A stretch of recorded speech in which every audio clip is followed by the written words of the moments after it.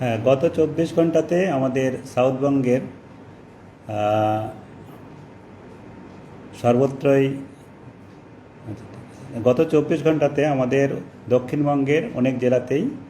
বৃষ্টিপাত হয়েছে, যার জন্যে আজ আমাদের মৌসুমী বায়ু দক্ষিণবঙ্গে প্রবেশ করেছে। কয়েকটা জেলা কভার করেছে, যেমন কলকাতা, নর্থ 24 পরগনা, নদিয়া, মুর্শিদাবাদ, সাউথ 24 পরগনার অধিকাংশ স্থানেই,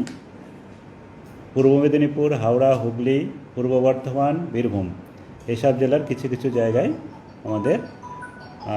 মৌসুমী বায়ু প্রবেশ করেছে।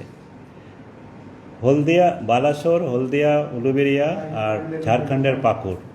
এই জায়গাগুলো যদি আপনি সংযুক্ত করেন, যে লাইনটা যাবে সেই লাইন পর্যন্ত আমাদের তার ইস্টে এবং সাউথে যে অংশ পড়ে, যেটা আমি বললাম জেলা ওয়াইজ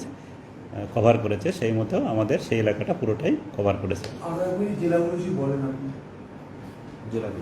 জেলাগুলো যেগুলো আমাদের মৌসুমী বায়ু কভার করেছে, পুরোপুরি কভার করেছে নদিয়া, নর্থ 24 পরগনা, কলকাতা দক্ষিণবঙ্গের, আর বেশিরভাগটাই কভার করেছে মুর্শিদাবাদ আর সাউথ 24 পরগনার,